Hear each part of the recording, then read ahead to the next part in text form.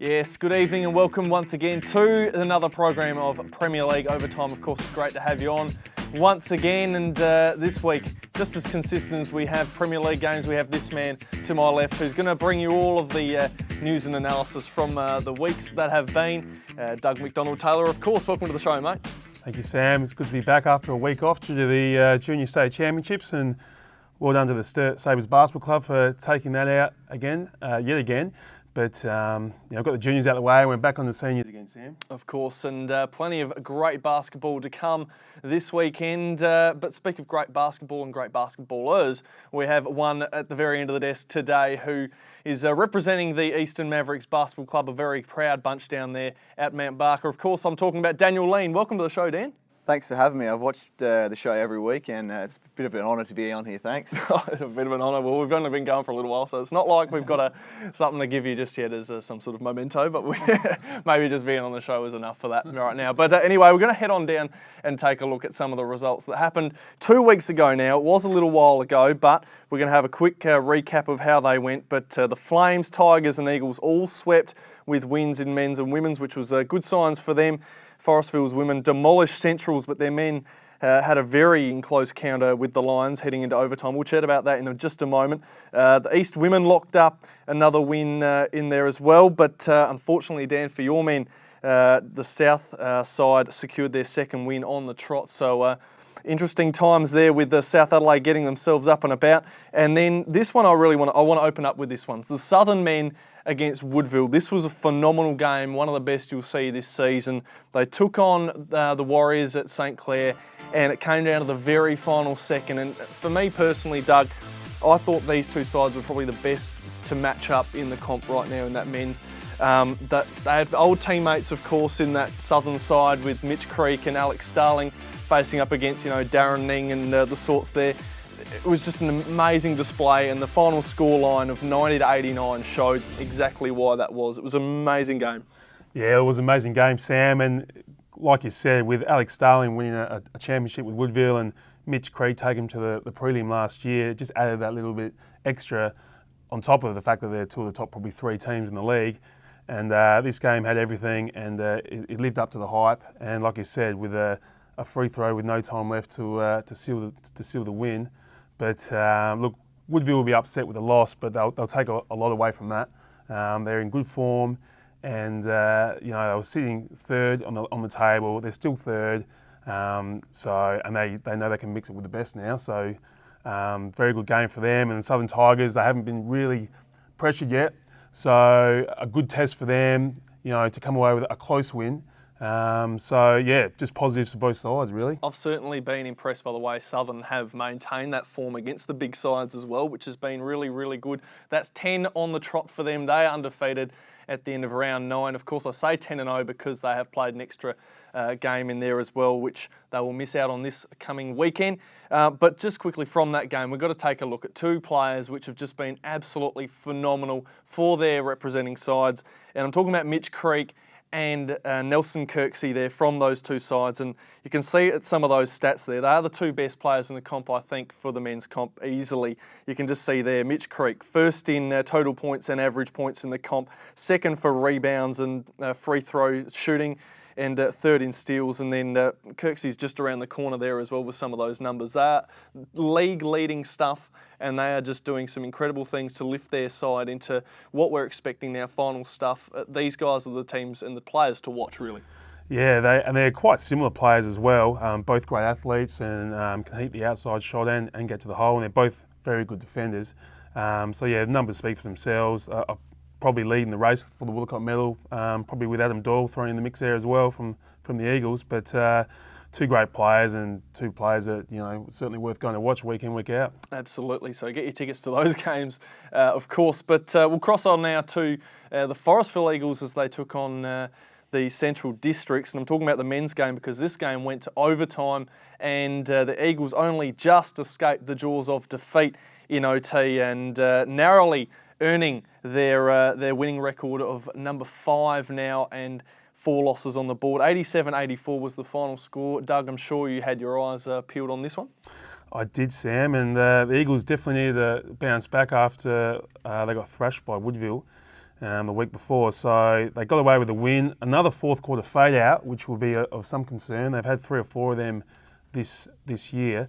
But, to be able to rebound and come back out and get the win in overtime is a positive for them. Some big players. I mean, Adam Doyle again, 24 points and 7 assists. Rios is back in form with 18. But they struggled to contain Big Carlin, as they struggled with some of the bigger players in the league. He had 19 and 14, and Chris Clausen's back in form, 16 and 9, and Larkins, again, had another good game with 17 points.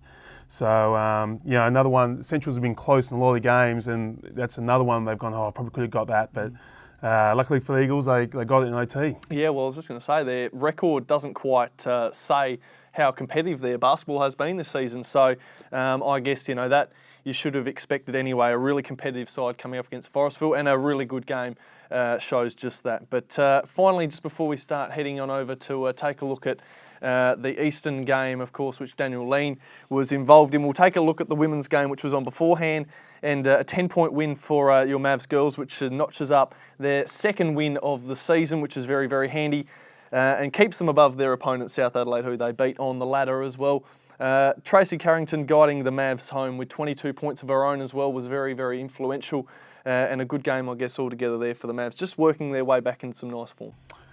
Yeah, I'll be interested to know your view, because the Mavs girls haven't been far away this season. We've talked about it before, and they've had a few close losses to some of the better teams, just haven't been able to get the win. They've got a couple now on the road, in a row. But do you see some more wins coming up for them, mate? Yeah, they've been super impressive from what I thought they might have been at the start of the year. A lot of young girls coming through that group that have played through the juniors. Some played in the state champs on the weekend and were quite successful there as well. So a lot of success coming towards the group from that younger girls, but impressively against the better sides, the Norwoods, the Sturts have been very competitive, and it's great to see them get a couple of wins, and they were really good on Saturday night last week.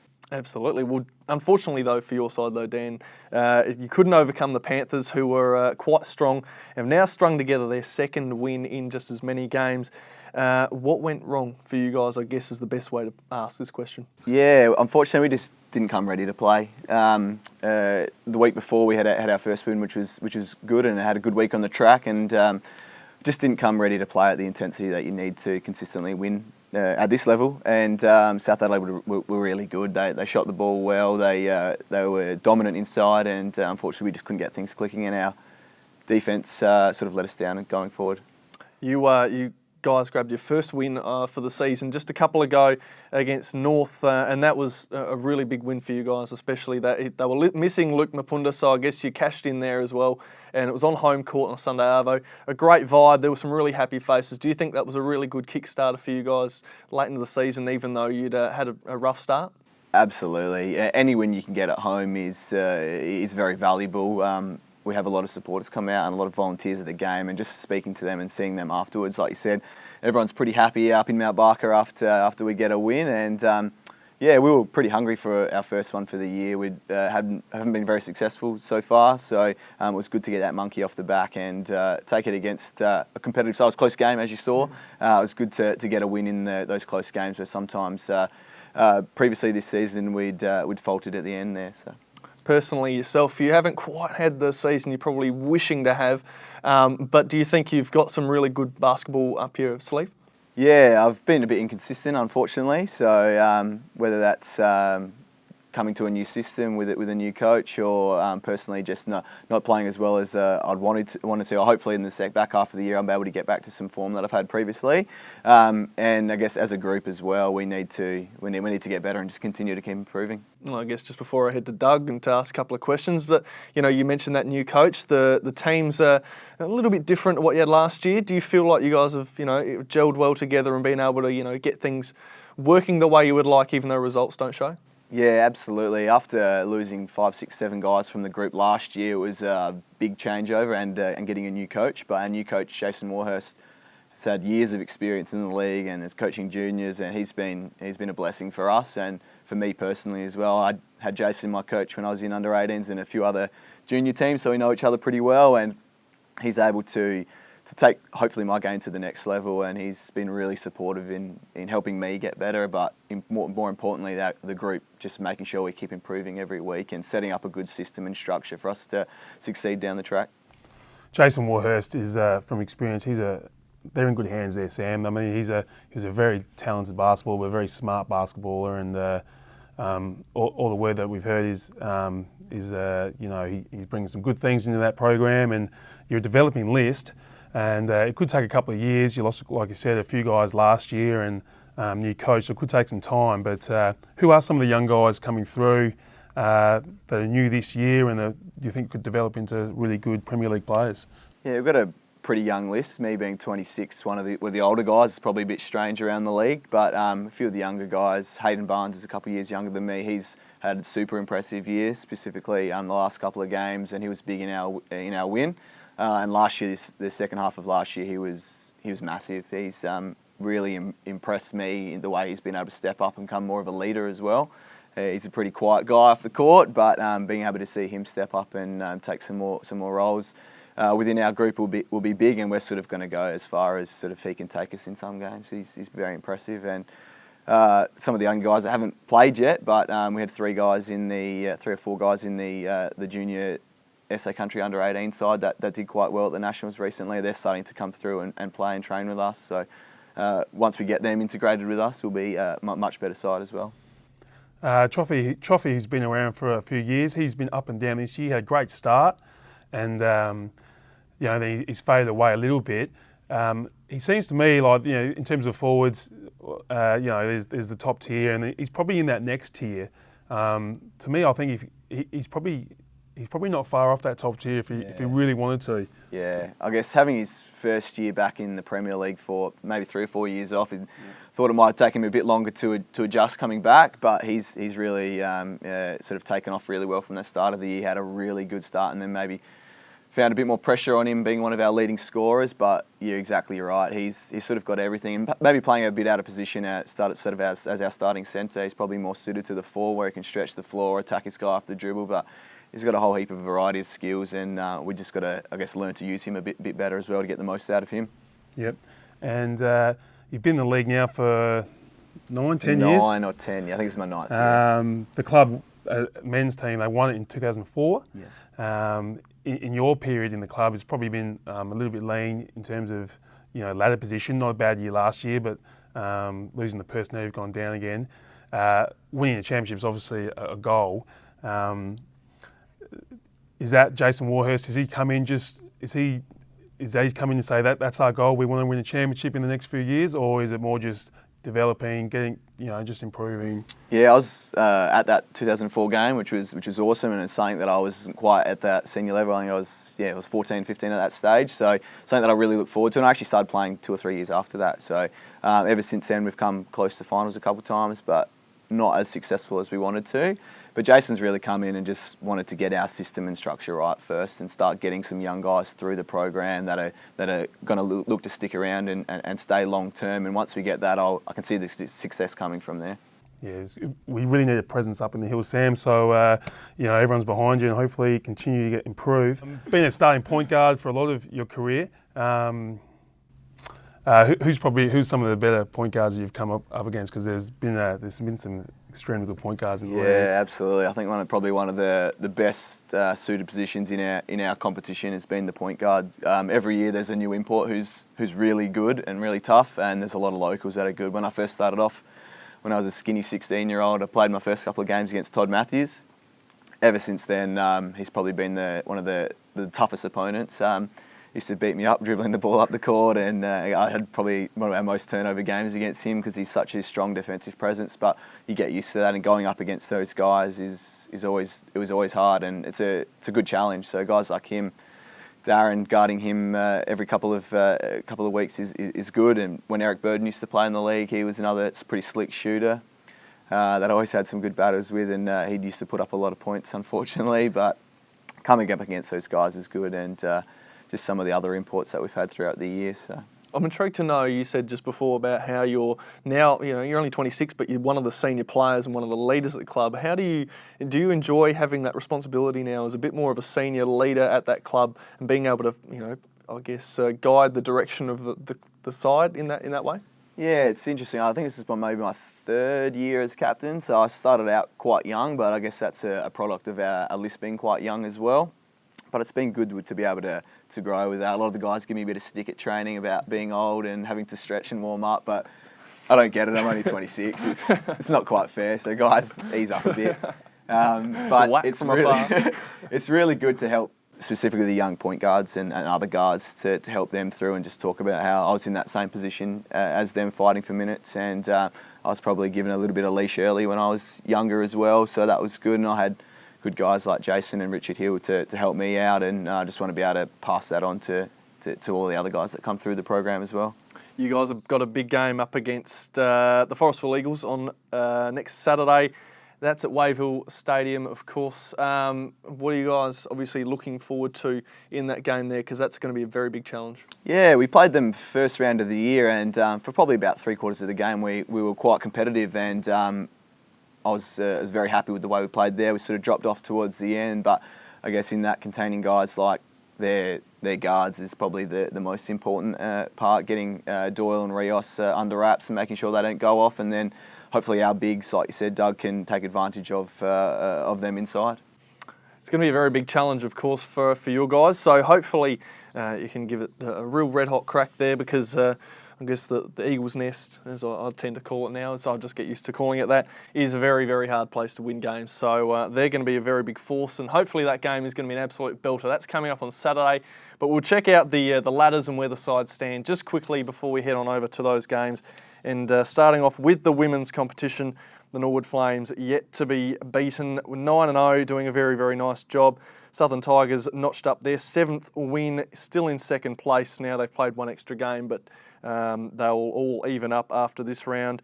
But no changes since last round in the actual order itself, which is pretty good there. Not too far behind are North Adelaide and Forestville there in 3rd and 4th. And then in the men's competition, well, they're beating teams by an average of 27 points a game this year. I'm talking about the Southern Tigers, 10-0.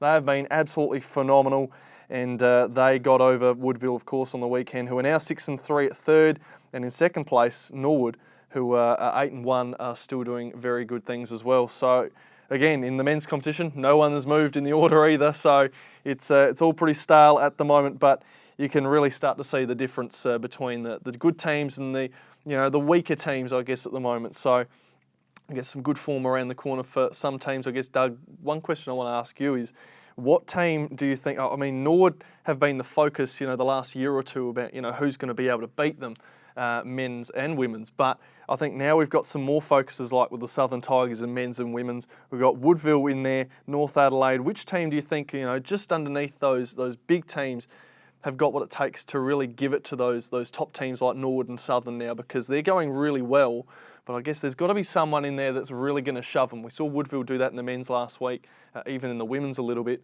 but I guess there's got to be some other teams that are just in that middle pecking order that probably can give them a bit more of a shove and perhaps get that win. Well, I think in the women, probably the Vills, the Woodville and Forestville, who are just that little bit, a little bit down on the ladder.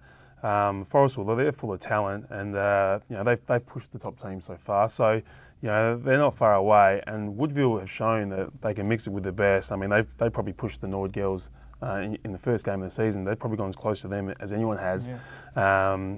So especially with Tavasha Scott playing well. So they're the two I think might force their way, maybe into a prelim final or a grand final later on in the year. Well, someone's got to play them, don't they? Yeah, and in the men, there's just, look, Woodville obviously are the 3rd-ranked team, and then there's a blanket over the next group, Forestville, Sturt, North, West.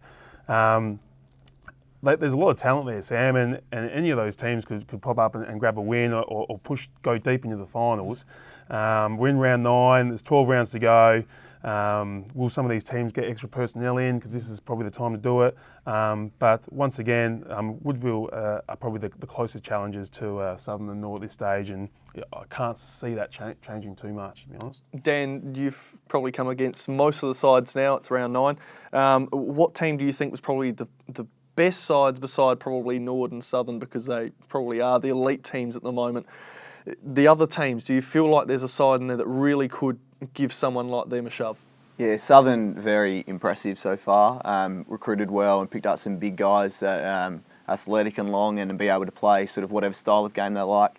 Norwood were really tough when we played them, just so structured and played well all the time and able to get points against anyone. But I think probably Woodville were the team that I was thinking of. Kirksey is an amazing player. He was very all-round against us, one of the guys that really made it tough for us. They got Darren Shooty, they've got some big guys, they've got some steady guards as well, so they've probably got those teams, but you can't count out the guys like Forestville and Sturt who are always around the mark as well. It's going to be fantastic. Second half of the season, of course, we're almost halfway. I can't believe it's been very, very quick to get this far. And of course, as we speak about games to come, it is round 10. And this Saturday, coming up, the 21st of May, we have these 4 games. Southern and Centrals don't play because they played their game a few weeks back. So now it's these teams left to play, and it's Sturt and South up at Pasadena, West and North playing at Port Adelaide. Austral Cameras will be down there. Woodville take on Norwood at St Clair, and then your guys there, Dan, taking on Forestville at Wayville. So one of those 4 games will be worth going on down to on the weekend, Saturday night, of course, starting from 6:30 with all the women's games, and then the men's at 8:15. Doug, you got a pick? Well, I can't wait for the Woodville-Norwood doubleheader. The Woodville girls really need a win, and after their first round effort against the Norwood girls, they'll be going in reasonably confident. And in the men's game, Woodville, close loss, Norwood just going about their thing. They'll go down to the wire, you would think, again. One man we haven't actually talked about too much is Jacob Holmes this year, and he's got a few games under his belt now, and I think we'll start seeing some bit bigger numbers from him. And like I said, I think last week or the week before, Norwood have gone under the radar a little bit because of the Southern Tigers fanfare, but they're still around the mark, and expect a couple of big weeks from Jacob Holmes, I reckon, Sam. He's a superstar player, so always expect something from him. He's an explosive man on the court. But I guess it's almost time to wrap up, isn't it? Dan, thank you so much for coming on the show, mate. No really worries. Good to have a chat. Thanks for having me. It's been lots of fun. It has been, of course. And Doug, you're always a good laugh, a good time piece of analysis bringing material. Don't know where I'm going with that. Thanks for having me, Sam. It's love talking basketball, and looking forward to another great week. Oh dear, speak of fun, it's time for us to head off here on Premier League Overtime. Thanks for your company once again, and head on down to a game this weekend. Bye for now.